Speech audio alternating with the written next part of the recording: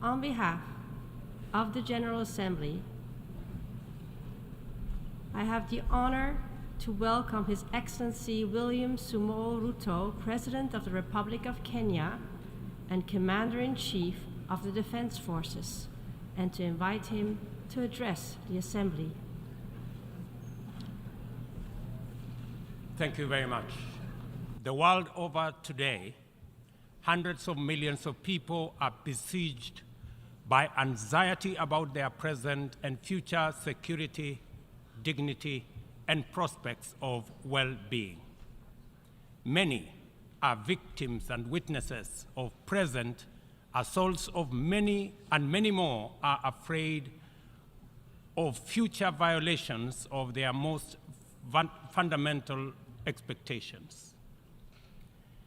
In his opening address, our Secretary General provided a graphic snapshot of the condition of the world and humanity, a situation that calls into question the state of multilateralism in terms of its founding aspirations as well as its present agenda.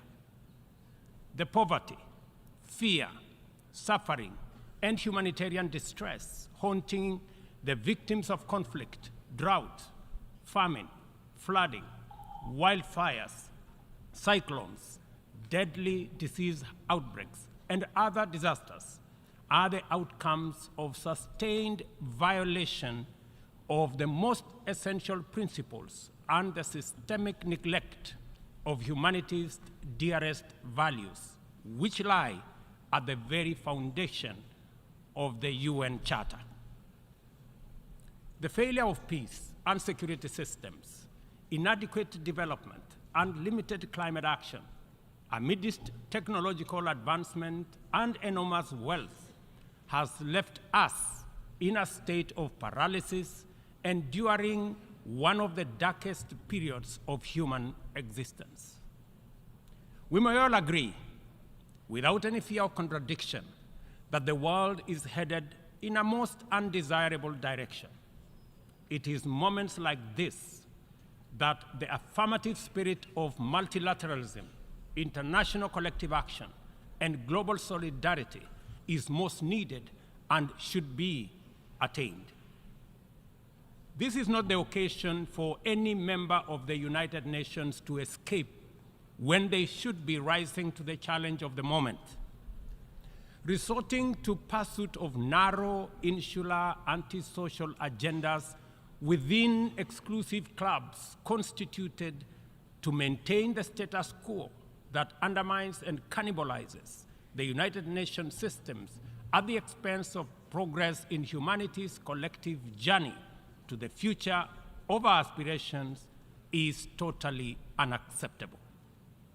The existence of this inimical clique of geopolitical formations defies the fundamental values and principles of the UN system, and its operations have led to alienation, mistrust, insecurity, and exclusion of and among peoples, nations, regions, and continents. Moments like now place the nature and purpose of multilateralism under sharp scrutiny for history's honest examination and judgment. If any confirmation was ever needed that the United Nations Security Council is dysfunctional, undemocratic, non-inclusive, unrepresentative, and therefore incapable of delivering meaningful progress in our world as presently constituted, the rampant impunity of its actors on global scene settles that matter. The environment of pervasive mistrust between the global north versus the global south, developed versus developing, rich versus poor, polluters versus victims, and net emitters versus net victims, which complicate and frustrates multilateralism, is the inevitable result of promises not kept, commitments not actualized, resolutions not honored, and principles not observed. Multilateralism has been failed by abuse of trust, negligence, and impunity.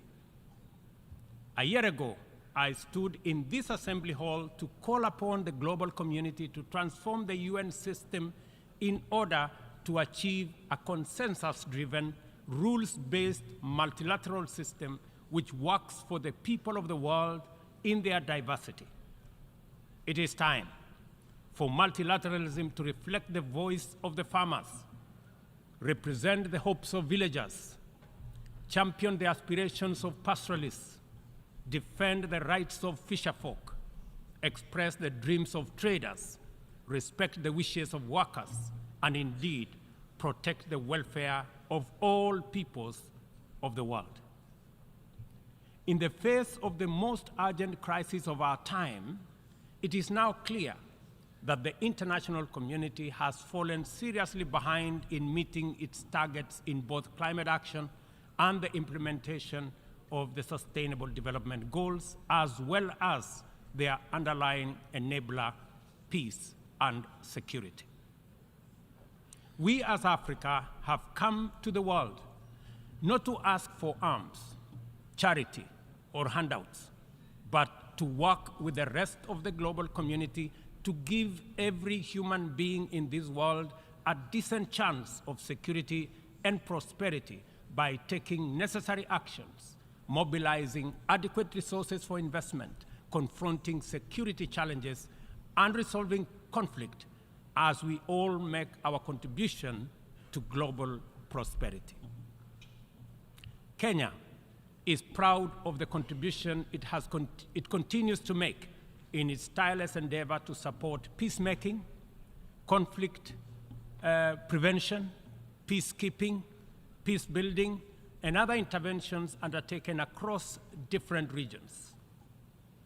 All across Africa, there is progress in efforts to resolve conflict and restore peace and stability, while at the same time, we are witnessing setbacks to democratic consolidation in the form of unconstitutional changes to governments.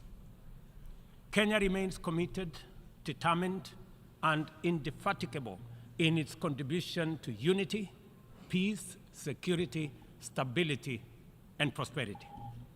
Often, we have made encouraging progress. For example, on 5th December 2022, the Juba Peace Agreement ushering in a 2-year transition was signed by the parties to the conflict in Sudan. A day after, the Inter-Congolese Dialogue on EAC-led process and concluded its 3rd session in Nairobi. The following day, the government of Somalia and Somaliland agreed to resume reconciliation. We are also proud of the progress made in stabilizing Eastern DRC as a result of the EAC regional force, setting the DRC on the path to sustainable peace and stability.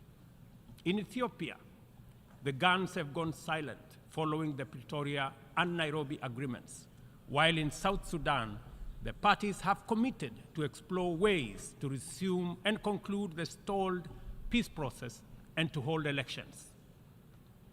Our proactive commitment to peace, which is not limited to our continent, inspired us to dispatch the African Peace Delegation consisting of 6 African heads of state to Moscow and Kiev with a 10-point peace plan, beginning with efforts to initiate a mediation process to resolve the conflict between Russia and Ukraine.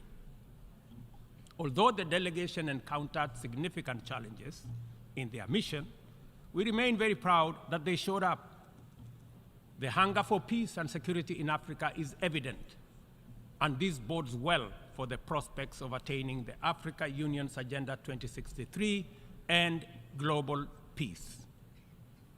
Kenya stands in solidarity with all humanity without regard to region, border, or hemisphere. This is why and how we see the people of the Republic of Haiti, who are suffering immensely from the bitter legacy of slavery, colonialism, sabotage, and neglect.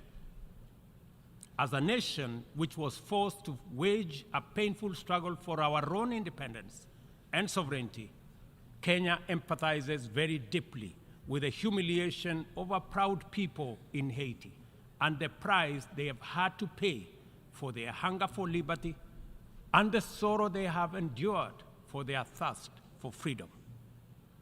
Haiti is the ultimate test of international solidarity and collective action. The international community has failed this test so far and thus let down a people very, very badly. Haiti deserves better from the world. The cry of our brothers and sisters who were the first people to win their struggle for freedom from colonial tyranny has reached our ears and touched our hearts. Doing nothing in the face of the historic isolation, neglect, and betrayal of the people of Haiti is out of question. Inaction is no longer an option. As we mobilize to show up for Ukraine and countries that have experienced the devastating impact of climate shocks, including Libya, Morocco, and Hawaii, we must not leave Haiti behind. We must commit to show up in the spirit of solidarity to support a people regain their political and socio-economic footing by reinforcing the underlying enabler that is security. Kenya is ready to play its part in full and join with a coalition of other nations of goodwill, and there are many, as a great friend and true sibling of Haiti. We urge the United Nations to urgently deliver an appropriate framework to facilitate the deployment of multinational security support as part of a holistic response to Haiti's challenges. We call on the Security Council to contribute positively by approving a resolution under Chapter 7 that tailors the security support mission to the specific needs of Haiti and its people. This should be part of a comprehensive strategy that includes delivering humanitarian aid, supporting livelihoods, instituting reforms, and fostering a political process guided and owned by Haitians, all in the aim of enabling free and fair elections within a reasonable time frame. We are encouraged by many countries which have already stepped forward to take part in this solidarity. We must recognize that stability, peace, and security form the foundation on which the pursuit and realization of sustainable development and climate action stands. This realization must enable us formulate strategies which treat these initiatives as interconnected, mutually reinforcing, and complementary dimensions of a single agenda. The tragic spectacle of young people from Africa boarding rickety contraptions to gamble their lives away on dangerous voyages in pursuit of opportunities abroad, either as conflict, climate, or economic refugees, is a statement of the failure of the global economic system. At the recently concluded Africa Climate Summit in Nairobi, we undertook to begin the journey to course correct and execute a paradigm shift in our pursuit for development and climate action. First, we recognize that both climate action and sustainable development goals must be pursued simultaneously with greater resolve, urgency, and ambition. No meaningful development can take place in countries that are also struggling with climate shocks, and yet, at the same time, the frequency of climate emergencies impedes any meaningful development. As a defining outcome of the Africa Climate Summit, we committed Africa to consider the dual problems through an opportunity lens and deliver effective solutions by pursuing a fresh trajectory. Development is a basic necessity for every society. It must happen one way or another. There should be no doubt about that. Annually, 30 million young people in our continent need jobs, and many more need food. Half of our continent is in the dark without access to electricity in 2023, while hundreds of millions can only cook using biomass because they have no electricity. This is why the commitment of African nations in the Nairobi Declaration is both radical and transformative. Development, in our opinion, is a fundamental imperative, and green growth is the only sustainable way to achieve it. From our standpoint, there is no need to be trapped in a false choice. Sustainable development is robust climate action, and climate action is development. Africa's potential is defined by abundant and diverse resources, ranging from a youthful, highly skilled, and motivated young population, immense renewable energy potential, and mineral resources, including critical minerals, and extensive natural capital endowment, including 60% of the world's unutilized arable land. Capital and technology can find no better returns anywhere than the tremendous investment opportunity in Africa's potential. Such investment would drive green growth, creating jobs and wealth, while decarbonizing global production and consumption. Further, the investments would also connect over 600 people to clean electricity, provide clean cooking to about 1 billion people, finance green manufacturing, including e-mobility, transform African agriculture and food systems, including the manufacture of green fertilizer, process vast tonnage of steel, aluminum, and lithium required by new green industries, and enable our young people find the livelihoods they desire at home, and reverse the tide of migration in the opposite direction. To unlock financing at scale and create incentives for investment at scale in green opportunities, the Nairobi Declaration makes the reform of the international financial system a priority. No meaningful climate action or development can take place in conditions of financial distress. According to IMF data, as of last month, 10 low-income countries were already in debt distress, and 52 are at high or moderate risk of falling into debt distress. The 3.3 billion people in these countries are trapped in a vicious circle of emergency responses, reconstruction, and recovery from more frequent climate shocks, which diverts resources away from both development and climate action, and sucking vulnerable countries into a downward spiral of debt and environmental stress. The global community must therefore develop a debt restructuring initiative that does not wait for nations to plunge over the cliff into debt distress before providing relief. Rather, the new sovereign debt architecture should extend the tenure of sovereign debt and provide a 10-year grace period for countries that are in debt distress. The second financing intervention relates to concessional financing. It is time to work with the international financial institutions to provide more concessional loans, approximately to the tune, in our estimation, of about $500 billion, and to provide increased liquidity support through special drawing rights with a minimum target of what was obtained during the COVID pandemic of $650 billion.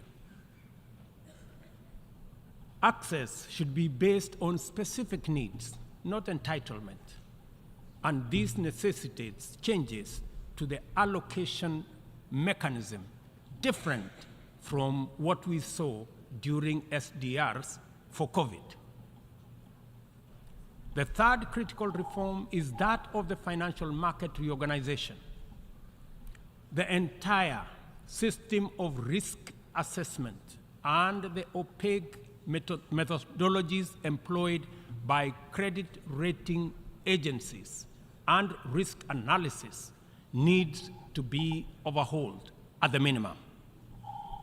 We must all recall the miscalculation of subprime mortgage risks by these agencies 2 decades ago, which precipitated a financial crisis whose effects reverberate to date, and ask the following question: on what basis should we believe that their methodologies are better at assessing risk in faraway frontier markets like ours that are far much more complicated to measure objectively than in assessing the value of financial assets in the markets where they actually operate, and which they got so disastrously wrong?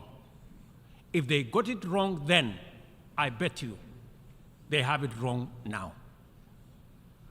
In any case, any objective rating must also take into account principles of responsible sovereign lending and accounting, specifically emphasizing the need for international accounting systems that supports the proper valuation of mineral wealth, natural capital, and ecosystem services in the computation of national GDPs. Until that is done, very wealthy countries will be categorized as poor. The fourth limb of the interventions arising out of the Nairobi Declaration is the establishment of a global public climate financing mechanism funded through a global carbon tax on trade in fossil fuels, as well as an emissions levy on aviation and maritime transport, including the option of a global financial transactions tax in order to make available dedicated, affordable, and accessible capital for green investments at scale. The roadmap to this new and urgently needed institutional infrastructure involves sustained engagement at various multilateral processes, and the instruments to actualize it by 2025 shall be a new global climate finance charter to be negotiated through the United Nations General Assembly, COP28, and associated processes. We understand the facts about our collective situation as a global community and as a member of the United Nations family. We know the magnitude of our shared challenges and common threats. We appreciate that multilateralism is on trial, and our task is to defend it. We also recognize that multilateralism is broken, and it is our responsibility to fix it. From this moment to 2030, and from our problems to their solutions, we are connected by a coherent agenda of robust collective action. We must therefore muster the courage and will to stand together in solidarity and act, to right past wrongs, solve present problems, and secure our collective future, to protect and empower all people and support our friends in need, to restore broken trust, raise hopes high, and keep faith strong, and finally, to pursue, achieve, and sustain positive change in order to make billions of cherished dreams come true. We must start right away, for we have no time to lose. And I thank you. On behalf of the Assembly, I wish to thank the President of the Republic of Kenya and Commander-in-Chief of the Defense Forces for the statement just made, and I request protocol to escort His Excellency